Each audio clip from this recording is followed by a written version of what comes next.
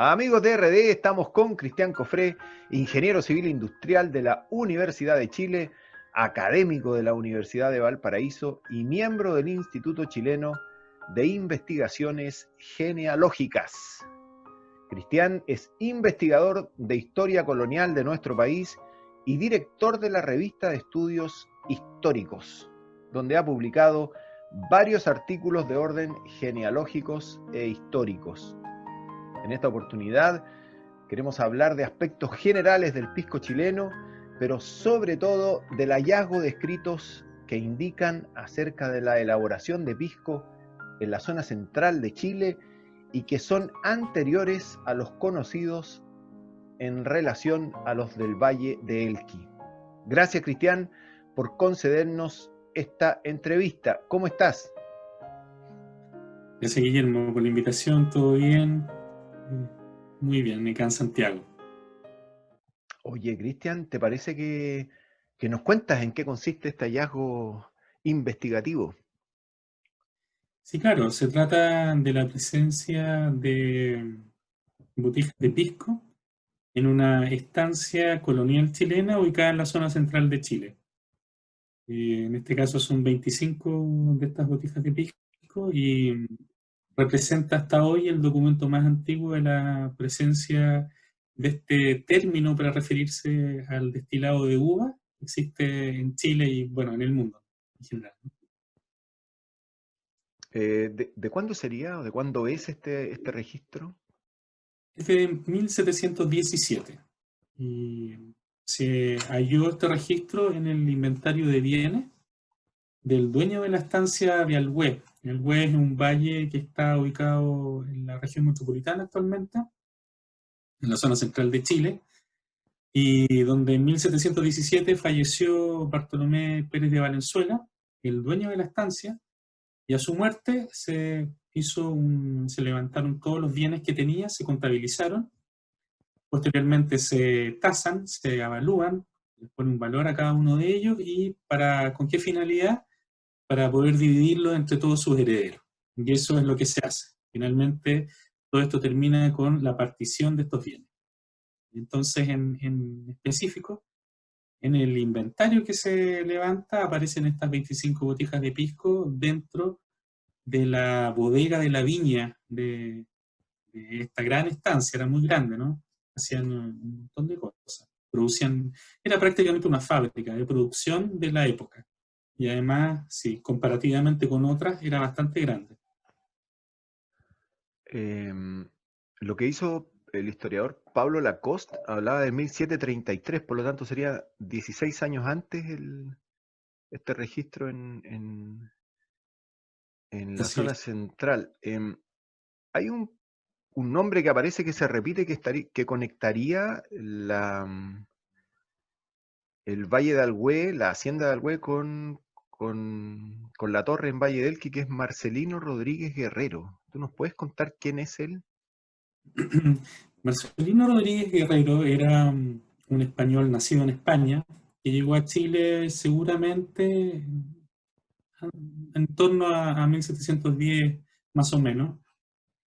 Tenía una tienda en Santiago, donde comercializaba los productos de aquella época, y uno de sus clientes también y proveedor era don Bartolomé Pérez de Valenzuela, el dueño de la estancia de Alhué, con quien además tenía, al momento de su fallecimiento, un parentesco político, porque estaba casado con una, eh, una pariente política, digamos, una de sus hijas era tía política de Marcelino Rodríguez Guerrero, otra era concuñada, y además había un grado de amistad entre ellos, entre don Bartolomé y don Marcelino, puesto que cuando fallece el dueño de la estancia del huevo en Bartolomé Pérez de Venezuela es Marcelino Rodríguez Guerrero, el que le paga el funeral en Santiago, y también destina dinero para pagar otras mandas, y en el fondo resultó ser un apoyo para los hijos de don Bartolomé, para que pudieran gestionar mejor la falta de este patriarca. Y resulta que después don Marcelino Rodríguez Guerrero se trasladó hacia La Serena porque fue nombrado corregidor, el cargo más importante del lugar, que era el gobernador. Y en 1723 ya estaba en La Serena. O sea, lo tenemos acá en 1700, hasta 1718 por lo menos, 19. Y luego ya en 1723 con seguridad ya estaba en La Serena. 4 años después comienza a administrar la Hacienda La Torre. Y en 1733, en el inventario de bienes de esa estancia, se encuentran 3 botijas de pisco.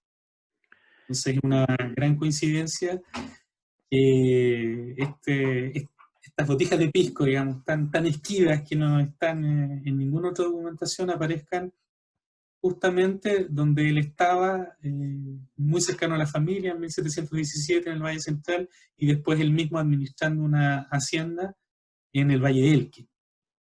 Entonces, es algo que hay que ahondar, digamos, y profundizar. Una posibilidad sería que Marcelino Rodríguez habría llevado la fabricación de pisco desde Alhué hacia la Hacienda La Torre. Las posibilidades están abiertas, ¿eh? Las posibilidades están abiertas. O sea, Marcelino, dado que tenía la tienda y comercializaba con la estancia, en el fondo conocía perfectamente lo que había, así que no me cabe duda que también conocía la existencia de estas botijas de pisco, ¿no? Pudo haber quizá llevado solo el concepto, pudo haber llevado la elaboración o la forma de hacerlo, que quizás pudo haber sido particular, pero no es algo que todavía podamos definir. Estamos en una etapa un poco más temprana de la investigación, entonces por ahora son solo hipótesis. Sí, no deja de ser curioso que siempre, en base a inventarios, producto o consecuencia de fallecimientos, tanto lo del historiador Lacoste y el caso tuyo, se hayan obtenido estos. Sí, lo que pasa es que los inventarios son útiles porque sirven para entender, por ejemplo, cómo funcionaban las estancias de aquella época y a qué se dedicaban, qué producían. Porque están todos los materiales, las herramientas, las construcciones que tenían, los tamaños de cosas. Entonces es muy útil para ese tipo de cuestiones, digamos, si uno está buscando materialidad, allí se obtiene. Y además, cuando tú comprabas mercadería, generalmente no se hacía ninguna escritura de compra-venta. Entonces, es muy complejo ubicar otra forma en la cual obtener más información. El destilado de uva llega con los españoles. Ahí en el documento de Lacoste aparece Pedro de Valdivia, estando en La Serena, habría pedido que vinieran, que trajeran uvas al continente, a Chile en este caso. ¿Qué nos cuentas de eso? ¿Cuál fue la cepa que llegó? ¿Cómo es el proceso? Claro, primero el vino, que era el producto principal de la viña. Se plantaban viñas no para consumir el fruto, sino básicamente para transformarlos en vino en un comienzo. Era parte de la dieta que seguían los pobladores de entonces. La bebida que tomaban era el vino. Prácticamente todos los días se tomaba vino, digamos, en los viajes interoceánicos, parte de la alimentación que ellos acompañaban sus almuerzos, siempre estaba el vino. Así que era muy necesario, además, para decir misas, digamos. Está el agua y el vino. Entonces, había una necesidad desde aquella época de contar con esta bebida. Entonces, se comenzó a traer esta uva que originalmente debió ser la uva país. Eso es lo que uno entiende, que es la que se diseminó por todo Chile.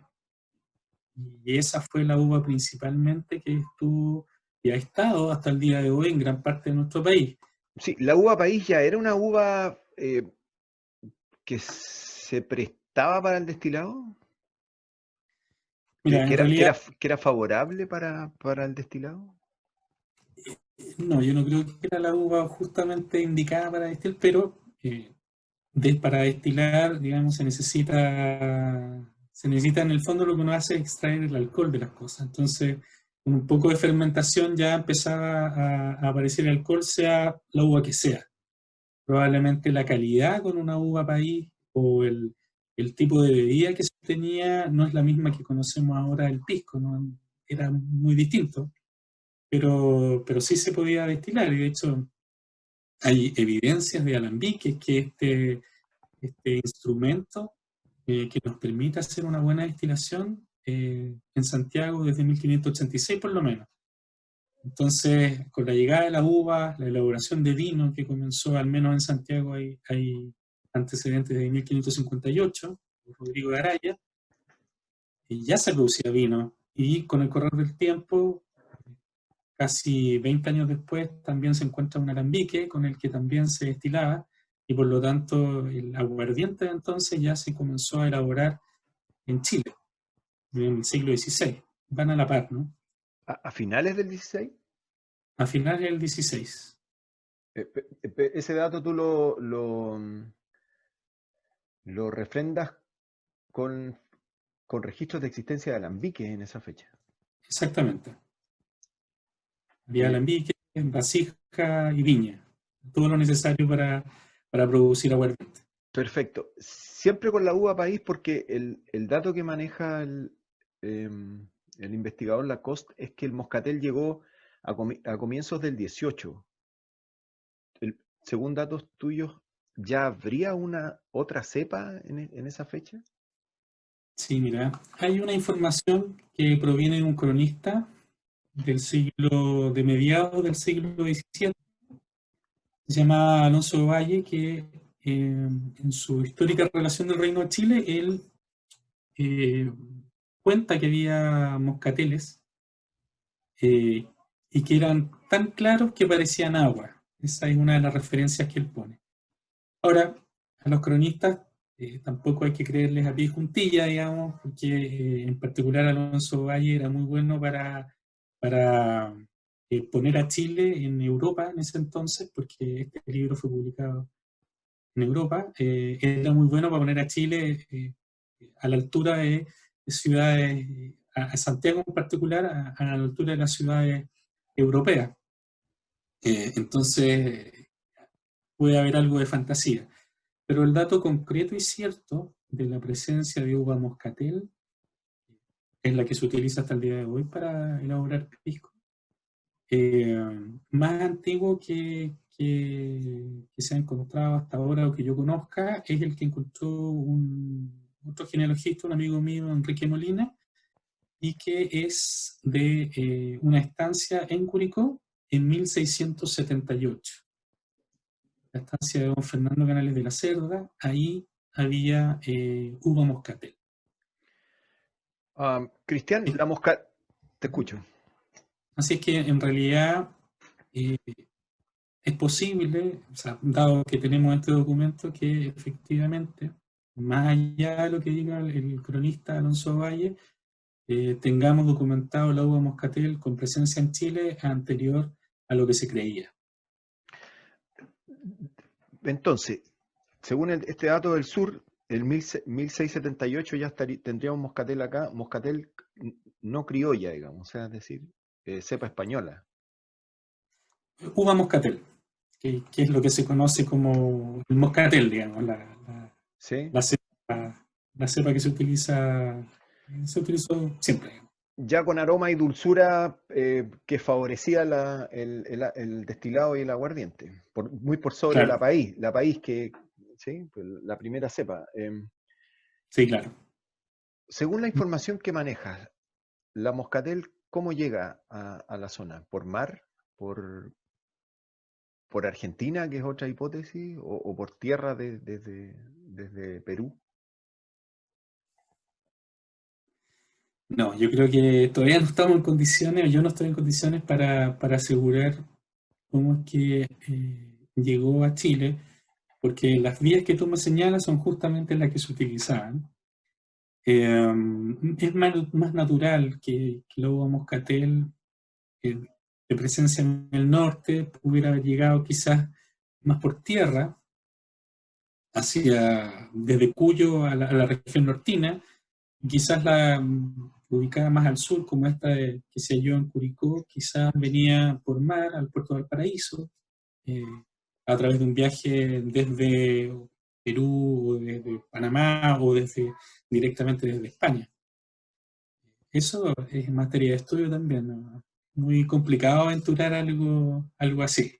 Sí, Lamentablemente, a veces falta información, eh, quizás nunca tengamos la respuesta correcta, eso no lo podemos saber.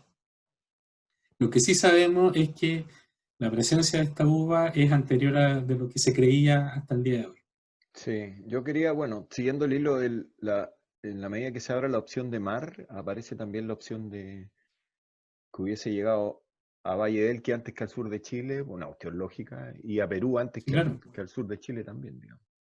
Sí, sí, naturalmente desde el norte hacia abajo se iba poblando e iban apareciendo también todas las novedades tecnológicas, todo, digamos, ropa, en fin, siempre desde el norte hacia el sur, Sí, porque la vía desde el sur todavía no existía, sí. Y en la no medida se que utilizaba realmente. y en la medida que se valide el paso desde Argentina a Chile, ahí también entran otros. Exactamente, hubo comercio bien fluido también hacia el lado argentino. Cuán Ahí, factibles eran los pasos cordilleranos, digamos. claro, en general el mercado chileno era un mercado exportador. Las estancias de la zona central en particular eran fábricas de productos que comercializaban o en Perú o en Buenos Aires o una parte del mercado local. Entonces había fluidez cruzando la cordillera. Finalmente a lo que quiero llegar es que la producción durante el siglo XVII y XVIII era chilena para principalmente exportar y para abastecer el mercado local. Todas estas estancias, a su vez, que hacían las funciones de fábrica, eran autosuficientes, se abastecían con los propios sembradíos que ellos mismos tenían, con su propio ganado, con su propia viña, también. Am, cómo empiezan a coexistir el fermentado y el destilado como producto final? O sea, ya coexisten desde que aparece el primer alambique, ya están coexistiendo. Mm. ¿Cuáles Desde ese, serían las razones prácticas por las cuales se empieza a destilar? Porque en algún momento, según la información que manejo, se empieza a destilar bastante más, digamos, de lo que se. O dicho de otra manera, hay mostos que pasan a ser aguardiente.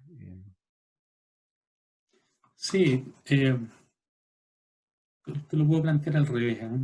Eh, una de las formas que uno podía, para que se destilaba era para aprovechar también los desechos, digamos, los dos burbujas que iban quedando de las fermentaciones, uno las podía también destilar.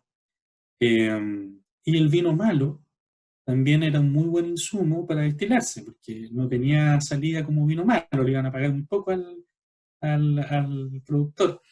Entonces, una de las salidas para aprovechar esta circunstancia, era justamente destilar y sacar aguardiente. ¿Cuál era la gracia del aguardiente? Es que, como era un licor de alta graduación alcohólica, era muy apetecido por zonas, por ejemplo, mineras, como en el caso de La Plata en Bolivia, ¿no? En Potosí. Entonces, que era un muy buen mercado a la cual se dirigían nuestros productos como el aguardiente o el vino. También se ocupaba a veces el aguardiente para ponerle un poquito al vino, eh, también, digamos, como para que eh, creo que tenía a lo menos dos funciones. Una que lo hiciera durar un poquito más, que le alargara la vida de como el vino sano, y la otra es como para darle un poquito más de graduación alcohólica. ¿Se podría establecer que en los sectores mineros se encontraban los destilados, tanto el pisco peruano como el pisco boliviano, que sería el Singani, y nuestro pisco, digamos, era un punto de confluencia de. Sí, o sea, lo que pasa es que el mercado minero, primero tenía mucha capacidad adquisitiva, porque sacaban de ahí mismo el dinero, digamos.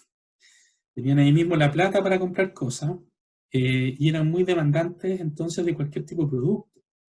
Y el mercado peruano tampoco daba abasto y de hecho, por eso mismo, desde Cuyo también se llegaba hacia allá y desde Chile también.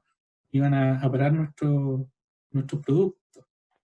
Y coexistían naturalmente aguardientes provenientes de diferentes lugares en un mercado grande. Volviendo a la presencia del destilado en el Chile central, em, si uno sigue también una línea lógica, si hay registros de presencia de pisco en un valle que es pequeño y de difícil acceso, como tú has definido al Hue, tendría mucho sentido pensar en que hubo un mayor desarrollo en lugares cercanos y que tienen mejores condiciones de acceso, considerando el contorno del casco antiguo de Santiago.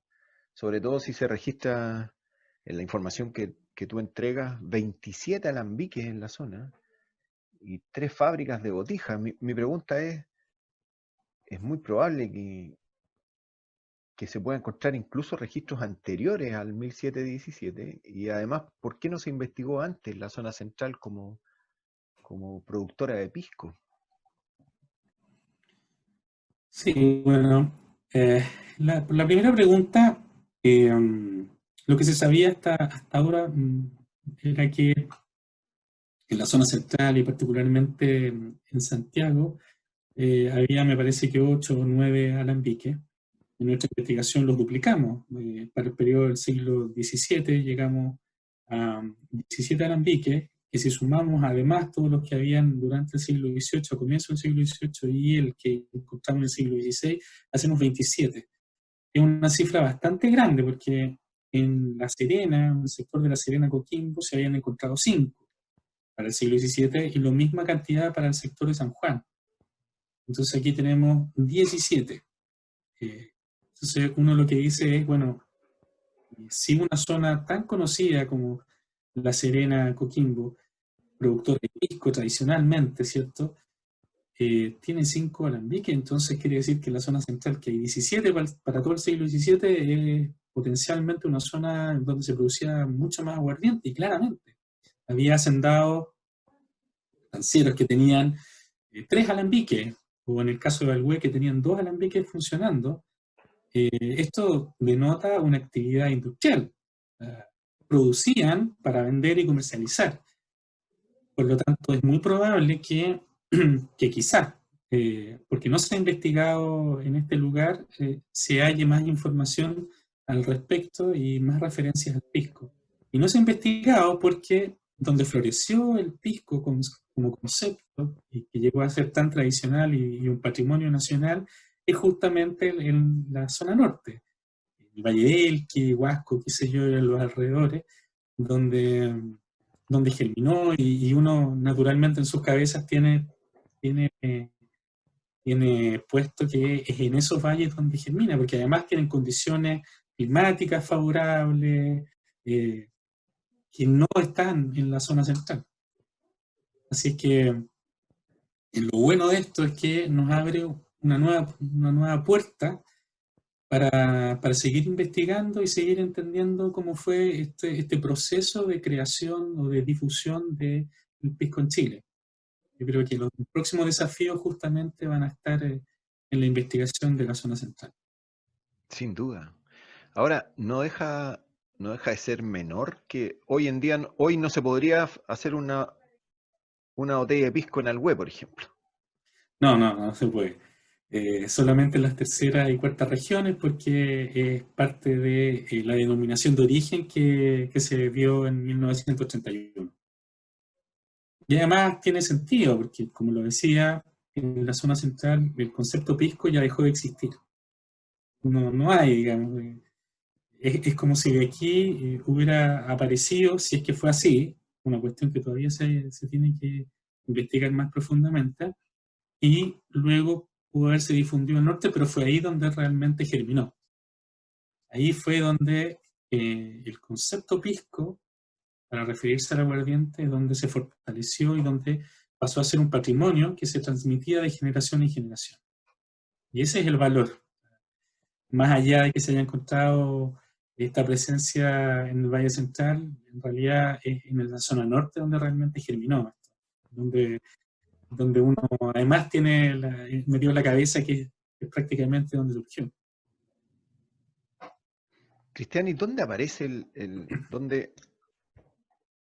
se comienza a llamar, según tu opinión, tu información, se comienza a llamar pisco a lo que obedece a un destilado? No tengo una versión única al respecto, pero mira, puede haber tenido dos variantes, digamos. Una respecto de las botijas en las que era puesto el producto, el pisco, que como eran más pequeñas tenían una capacidad menor, y uno podría interpretar que eran botijas de pisco tamaño, es decir, de una parte. El pisco significa, un Z, significa una parte pequeña, una porción pequeña de algo. Entonces pudieron haber sido estas botijas de pisco tamaño, como cuando uno habla de pizca, una pizca de sal. El mismo concepto opera con el masculino, con pisco, y podría quizás deberse a esa característica propia del envase, o quizás simplemente se refiere a algunas palabras quechuas que se usaban y se usan hoy en día en nuestro territorio, porque también tuvo como parte del dominio español, inca. Además los españoles vinieron con un montón de yanaconas, había mitimaes, bueno, etc. La población que hablaba quechua en Chile era harta desde el siglo XVI. O puede ser quizás de origen mapudungún. También ahí hay unas versiones que hablan de pulco y picucho como dos conceptos que quizás dieron origen a esta terminología. Pero yo creo que es también otra de las cosas que hay que ir averiguando, ¿eh? No hay claridad. ¿Existía flujo, existía transporte, como última pregunta, existía transporte entre el puerto de Pisco en la zona de Ica, en Perú, con puerto de Coquimbo, puerto de Valparaíso? Debió haberlo, no creo que no hubiera, porque siempre había un flujo constante. Sí tengo claro que desde Callao hacia Valparaíso había flujo hacia la zona de Chiloé, porque Chiloé particularmente pertenecía y era administrado por el Virreinato del Perú, entonces ellos lo abastecían. Nuestro ejército, que estaba con ciudad permanente, o sea, con ciudad eje en Concepción, era abastecido con el real situado, que era el sueldo que pagaba el Virreinato del Perú para mantener el ejército, que a su vez defendía la frontera y pagaba con especias. Entonces, también venían productos de allá.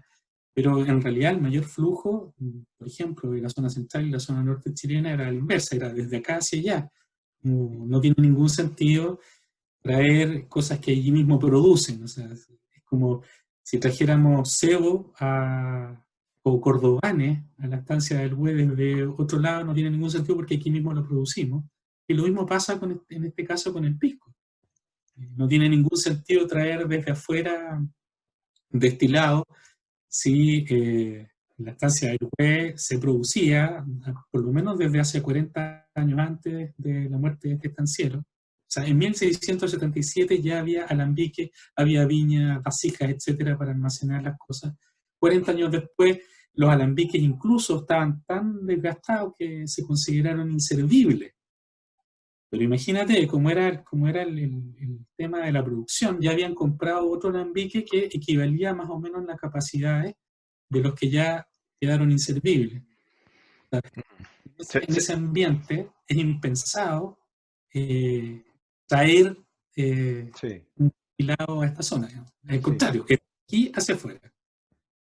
Sí, claro, teniendo acá uva, materia prima, teniendo alambiques y teniendo botijas, no hay ninguna opción de haber traído de otro lado. Digamos. Agradezco tu visión de historiador también, me parece que este enfoque está dividido un poco en, bueno, historiadores y también hay entre las personas o los entes que comercializan el pisco, y a mí me parece que es un poquito más agresivo la información que se maneja. Bueno, gracias y encantado, cuando quieres. Ya, pues, que estés muy bien. Cuídate mucho. Realmente. Chao.